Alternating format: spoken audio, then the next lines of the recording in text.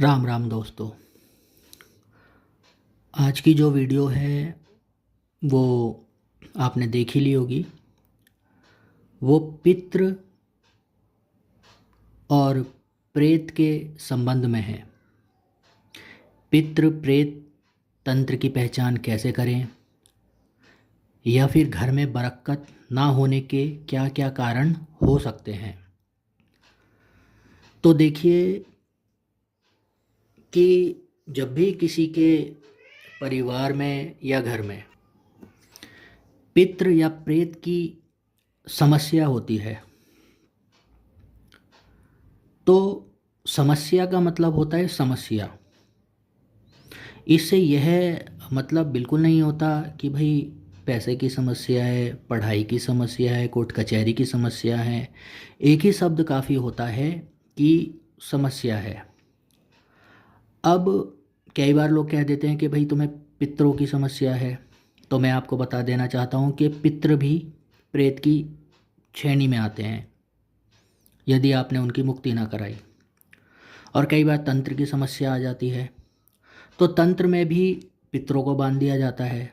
तो घुमा फिरा के यदि कोई भी चीज़ होती है वो सीधी पितरों पे जाती है, क्योंकि जो भक्ति मार्ग का कार्य होता है, यो जो मेन किसी परिवार को संभालना होता है, वो पितरों का ही काम होता है। पितृ ही उन्हें संभालते हैं। तो हम ये नहीं कह सकते कि भाई समस्या समस्या में ही एक चीज़ आ जाती है कि वो समस्या किसी भी प्रकार की हो सकती है, या वो पितृ की हो या फिर वो प्रेतों की हो। मानो जैसे ये एक ऐसा एग्जाम्पल है जैसे कि शरीर पर कोई घाव है या फिर कोई चोट है, तो इससे फ़र्क नहीं पड़ता कि वह चोट किससे लगी है या वह घाव कहाँ से आया है, बल्कि वो कैसे ठीक होगा, किस प्रकार से ठीक होगा, यह देखना चाहिए। तो समस्याओं में देखना चाहिए। अगर मान लीजिए आपके तंत्र की भी समस्या है, तो इसका मतलब ये हुआ कि पितरों को ही ठीक करवाना पड़ेगा। ये डेफिनेट है कि आपको पितरों का ही कराना पड़ेगा, क्योंकि जब तक वो ठीक नहीं होंगे आपके घर की चीज़ें ठीक नहीं होगी। बस निदान होना चाहिए उस चीज़ का। तो जैसा मैंने आपको बताया कि भाई जो पितृ होते हैं वो प्रेत की योनि में भी चले जाते हैं। तो वो घर के होते हैं, कई बार ऊत होते हैं जिन्हें हम ऊत पितृ बोलते हैं या पितृदेव बोलते हैं, जो बालक के समान होते हैं और बालक के समय में ही ख़त्म हो जाते हैं। इन्हें ठीक करना थोड़ा सा समय लगता है, इन्हें ठीक करने में। तो यदि आपके घर में पितृ की समस्या है या प्रेत की समस्या है या जादू टोने की समस्या है या किसी भी प्रकार की समस्या है, तो उसके कुछ पहचान होती है जिससे आप पहचान सकते हैं। तो आज की वीडियो में मैं आपको उन्हीं पहचानों के बारे में बता रहा हूँ। ये तंत्र के बारे में भी पहचान देती है और पितरों के बारे में भी पहचान देती है, क्योंकि मैंने आपको बता दिया है कि पितृ और तंत्र दोनों एक दूसरे से जुड़े होते हैं। क्योंकि अगर कोई तांत्रिक भी कुछ करता है तो पितरों को हटाता है या उन्हें बांधता है, तब जाके पितरों का आपको करना ही पड़ता है, ठीक करने पड़ते हैं। तो दोनों ही समस्याओं का जो पहचान होती है वो ये है। तो सबसे पहली पहचान जो होती है वो यह होती है कि आपके घर में बरकत पूरी तरीके से रुक जाएगी, पहला। दूसरा, घर में आपस में आपकी किसी से बनेगी नहीं। घर में आपस में मनमुटाव रहेगा। आप चार लोग बैठे हो, किसी चीज़ पे बात कर रहे हो और मनमुटाव हो गया किसी बात को लेके, और बस इधर उधर आप चले गए। दूसरा था ये। तीसरा, आप घर में घुसते हैं, आपको बंधा बंधा सा लगता है, अजीब अजीब सा लगता है। आप घर से बाहर जाते हो, आपको अच्छा लगता है। तो यह तीसरे प्रकार का कारण है। ये पितरों का और प्रेतों का दोनों है। चौथा, आस पड़ोस या रिश्तेदारों से अलग आप हो जाएंगे और अकेले रहना पसंद करेंगे। आस पड़ोस में भी और रिश्तेदारों से भी। मतलब आपको ऐसा लगेगा कि भाई हम ही, हमारी बुद्धि है, हम ही, हमारी बुद्धि अच्छी है और हम ही हैं जो कुछ है, इस प्रकार का आपको लगने लगेगा। पांचवा, बच्चे या फिर आप खुद काम पे जाते हैं तो वहाँ किसी से अनबन हो जाती है, या फिर तबीयत बार बार ख़राब हो जाती है, या काम छूट जाता है, या काम पे जाने का आपका मन ही नहीं करता है, घर से निकलने का मन ही नहीं करता है। घर से बाहर निकल गए तो घर में घुसने का मन नहीं करेगा, घर में घुस गए तो घर से बाहर निकलने का मन नहीं करेगा। तो ये आपकी पांचवी प्रकार की समस्या है। छठा, दिमाग आपका हरदम चलता रहेगा, यानी सोचता रहेगा, नींद में भी सोचता ही रहेगा, लेकिन कार्य नहीं करेगा, स्थिर नहीं रहेगा आपका दिमाग। तो ये छठा है। सातवां जो है वो है, शादी में बहुत अड़चन आती है, शादी नहीं होती, बहुत दिक्कतों से होती है शादी, और अगर शादी हो भी गई तो बच्चे होने में बहुत दिक्कत होती है। तो ये सातवें प्रकार की आपकी, इससे आप पहचान सकते हैं। आठवां, बार बार कोर्ट कचहरी होती है, थाना कोर्ट कचहरी होती है, तो यह भी एक संकेत होता है। नौवां, डर लगना, अजीब सा डर लगना बिना किसी बात के। कभी ऐसा लगे कि हम, उससे हमारी लड़ाई ना हो जाए, उससे हमारी लड़ाई ना हो जाए, बाहर जाएं, किसी पड़ोसी से हमारी लड़ाई ना हो जाए, एक अंदर से अलग प्रकार का ही डर आपको रहता है।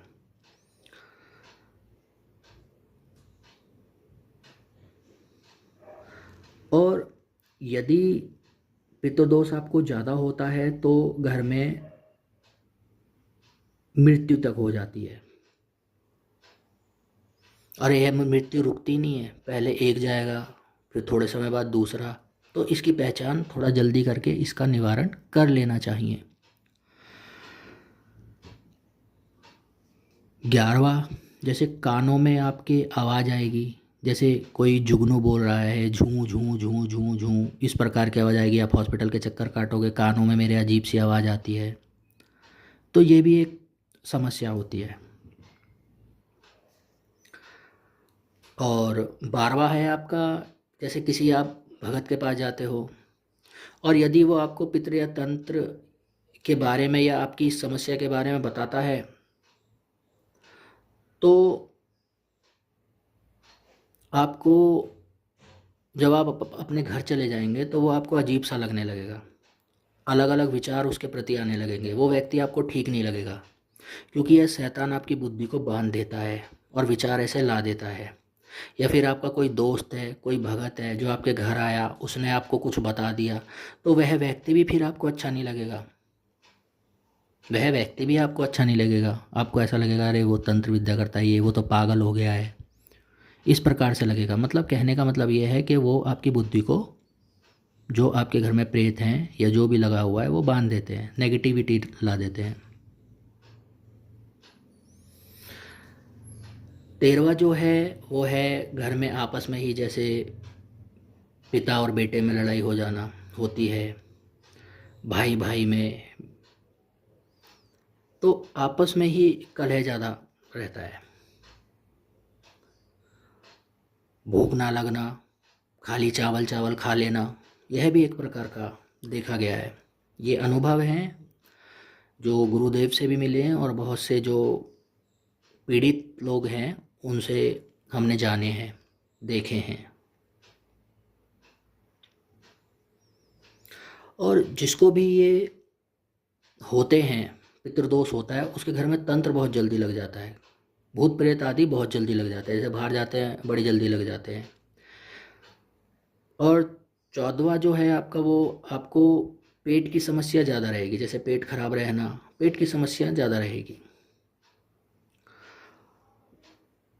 और 15वां जो है आपका वो है, कितनी भी पूजा पाठ आप कर लो, वो पूजा पाठ आपकी लगती नहीं है, और आपको ऐसा लगेगा कि आप खुद भी कई बार ऐसा कहोगे यार जितनी पूजा कर रहे हैं उतना ही हमारा नुकसान हो रहा है, ऐसा हमें लग रहा है। आप अपने खुद से मन से बोलोगे यार जितनी पूजा कर रहे हैं उतनी परेशान हो रहे हैं हम